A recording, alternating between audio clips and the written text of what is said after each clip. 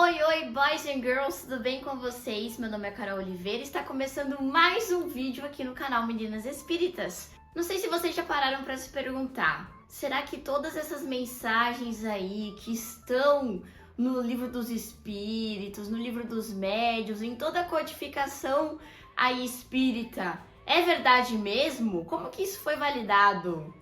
Bom, nesse vídeo a gente vai entender como funcionou o método e o critério de Allan Kardec para trazer à tona a revelação dos espíritos. Só antes, dando um contexto para vocês, acho que é bem importante a gente lembrar, lá quando Kardec começou a se interessar pelo fenômeno dos espíritos, estava rolando um movimento na Europa que chamavam de mesas girantes, ou mesas que falam. Como assim, Carol? Sim, as mesas giravam, você fazia pergunta, elas respondiam, era uma loucura. Não sei como que a galera ia nisso sem ter ali um pininho de medo. Eu teria. E aí Kardec, ele se interessou por esse movimento com o intuito de desmascarar. Ele achava que era tudo uma grande atuação, era tudo charlatanismo e coisa e tal.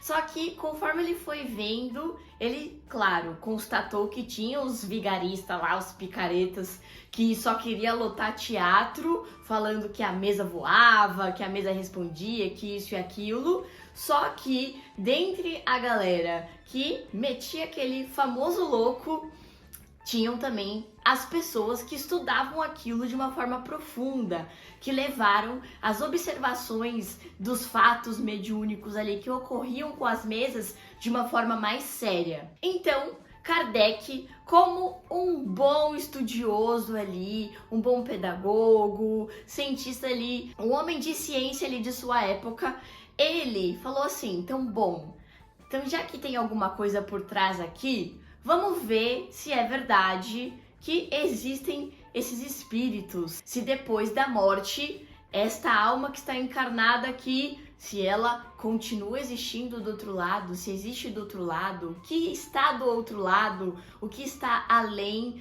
lá no invisível, que os nossos olhos não conseguem ver. Só que daí, pensando hoje nos métodos científicos aí, a gente sabe que, por exemplo, a ciência hoje, a ciência natural, quando tem alguma descoberta, eles estão fazendo vários testes para, por exemplo, descobrir uma cura. Então, o que os cientistas costumam fazer? Eles pegam os elementos ali, que são as matérias-primas, vão combinando as coisas, vão testando, fazendo diversos testes. Quando é pra gente ter um estudo ou algum artigo para comprovar o benefício do exercício físico, o benefício da meditação e por aí vai. Tem uma série de voluntários que se cadastram e aceitam participar dos processos e não sei o que. Então tem toda um método científico pra gente comprovar as coisas de ciência. Então Kardec buscou um método científico para comprovar a imortalidade da alma, certo? Então, para Kardec seguir nesse seu método, ele precisava basicamente de duas coisas. Duas matérias-primas, vamos dizer assim, para a sua pesquisa. A primeira delas eram médiuns diversos e médiuns que tinham um alto grau de sensibilidade, certo? E a segunda coisa eram os espíritos. E os espíritos nada mais são do que pessoas desencarnadas. Logo, o método científico de Kardec já começa diferente por aí. Porque não eram elementos ali, materiais e tal, que ficam à sua disposição para você testar quando, como e onde quiser. Os espíritos são pessoinhas aqui, né? Igual nós somos aqui, pessoinhas desencarnadas que estão do outro lado. E nós, como pessoas, temos as nossas vontades. Ou seja, não dependia unicamente de Kardec e da galera que estava ali auxiliando ele. Dependia também da vontade dos espíritos em ajudar todo o processo a acontecer. Bom, tendo isso por base, Kardec colocou em prática então o que a gente chama de controle universal do ensino dos espíritos. Esse é o nome do método utilizado por Allan Kardec, lá naquela época em que as obras básicas estavam sendo feitas. E Kardec ele já coloca uma primeira regra aí do controle universal do ensino dos espíritos, que é nada mais, nada menos que a razão. É por isso que o cara aqui, ó, Allan Kardec, o bom senso encarnado. Então ele coloca, veio uma mensagem lá, por mais assim, foi o espírito assim, fulano de tal, que era um super, ultra, mega espírito evoluído, Paulo de Tarso, sei lá, um espírito assim que você fala, meu Deus do céu, evoluidaço. Por mais que fosse uma assinatura de um espírito desse nível, a razão vem primeiro. Vamos analisar essa mensagem. O bom senso está imperando nessa mensagem? Tem algo indo contra a moral? Tem alguma ideia ali que foge um pouco do racional, da lógica? Então vamos questionar. O segundo ponto que ele colocou é: a concordância dos espíritos é o melhor método de controle. Vou explicar por quê. Como que ele ia garantir? Pensa assim, você tá lá no centro espírita seu lá e tudo mais. Tem uma roda mediúnica e lança uma pergunta. Vou lançar lá, que é Deus? A primeirona lá do Livro dos Espíritos. E aí o médium vai lá e responde. Tchananã, tchananã. Como que eu vou validar se aquela pergunta é realmente, né, dos espíritos, ou se houve alguma interferência, algum animismo, que é quando a gente fala que tem uma interferência do médium que passa aquela mensagem. Então, você pode pensar, tem 10 médios do seu centro espírita, vamos fazer a mesma pergunta para os 10 médios do centro espírita. Errado! Não era assim que funcionava. Por quê? Estando os médiuns no mesmo centro, eles poderiam muito bem estar sofrendo as mesmas influências. Ou então, poderia, por exemplo, um médium questionar vários espíritos diferentes. Eu vou agora chamar aqui o fulano de tal. Agora eu vou falar com o fulano tal, para ver se eles respondem as mesmas coisas. Errado, porque os espíritos poderiam estar muito bem ali, né? Se forem espíritos brincalhões ali, tirando proveito da situação, poderiam muito bem estar tirando com a cara ali também do médium. Então, qual foi o método do controle do ensino universal dos espíritos? Foi o seguinte: Kardec fazia as perguntas e ele espalhava essas perguntas para diversos centros de diversas regiões diferentes.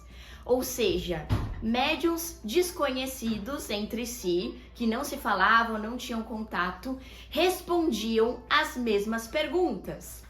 Além de responder as mesmas perguntas, algumas perguntas não eram expostas, estavam dentro de um envelope, onde o médium não tinha acesso a saber qual era a pergunta, mas ele tinha como fazer ali, responder, né? Porque, na verdade, quem tinha que saber qual era a pergunta em si eram os espíritos e não os médiuns em si.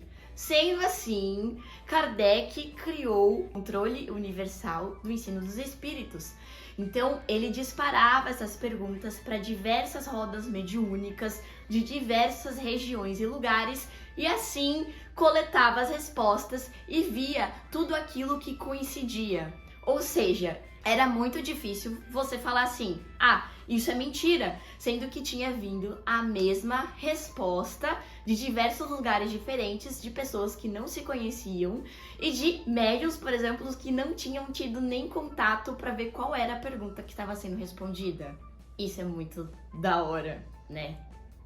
Carol, e como garantir então que por mais que tenham esse método, que não eram espíritos zombeteiros, espíritos brincalhões que estavam respondendo essas perguntas? Bom, vamos lá. Para isso, Kardec também tinha algumas validações. Lembra que a primeira que ele colocou lá, que era a regra mestra do rolê, a razão. E aí, a gente tem uma série de indagações que Kardec ia fazendo ali também para testar os espíritos. Perguntas ali. Então, ele fazia várias perguntas capciosas ali. A gente sabe que lá no Livro dos Espíritos, principalmente, tem muita coisa, muitas perguntas que os espíritos respondem assim, vamos dar uma segurada que você ainda não tá na hora de você saber sobre isso. Quem leu sabe, tem muitas perguntas assim. Então, tinham muitos assuntos que os espíritos esclarecidos, elevados, eles sabem quando é a hora, né? Não dá pra chegar assim, que nem pegar uma criança lá do prezinho e colocar essa criança lá no ensino médio. Ela vai entender alguma coisa? Não vai. Então, os espíritos superiores, eles têm a mesma inteligência. Então, as revelações, principalmente as revelações divinas, elas têm um propósito, um objetivo, e tudo tem a sua hora. Então, os espíritos esclarecidos, eles não respondiam as perguntas ali mais capciosas e tudo mais, aquelas que não era o momento ainda da gente saber, né? E quando se trata de um espírito que é zombeteiro, um espírito que não quer nada com nada, esses espíritos, eles são metidos a sabichões, né? Então, eu sou o pseudo-sábio, aqui eu sei de tudo, eu respondo tudo. Então, Kardec sempre coloca também, desconfiem dos espíritos que respondem tudo, que tem data, que tem hora, que tem detalhes. Os espíritos superiores não trabalham dessa forma. A gente sabe por quê? Porque senão eles interferem no nosso livre-arbítrio, na nossa vivência, nas nossas escolhas. E esse não é o objetivo. E o espírito, utilizando desse método, gente, fica mais do que comprovado que o espiritismo, ele não nasceu de um homem só. Do que muita gente acha, né? Que o espiritismo foi criado por Allan Kardec. E não foi isso. O espiritismo foi criado... O espiritismo, ele foi revelado pelos espíritos. Kardec foi apenas ali o cara que codificou toda essa mensagem e organizou esse método para trazer esses conhecimentos pra gente aqui hoje. Então Kardec sempre fez muita questão de falar: a doutrina não é minha, não é sua, não é nossa, a doutrina é dos espíritos. Porque se tivesse saído de um só homem, ela poderia ser totalmente questionada. Se tivesse saído de um único espírito, ela também poderia ser totalmente questionada. Mas quando a gente tem diversos pontos e diversos lugares onde esse fenômeno acontece, não há nenhum homem que pode se inflar ali pelo seu ego, pela emoção e ditar as regras do que é e do que não é, o que é certo e o que não é. Quem pode ditar essas regras do que é verdade ou não são os espíritos. E a gente valida tudo isso através de método. Esse foi o grande trunfo aí da doutrina dos espíritos. E aí, você gostou desse vídeo? Eu espero que sim. Se inscreve aqui no canal para você ver mais conteúdos como esse. Eu vou ficando por aqui. Um beijo, tchau!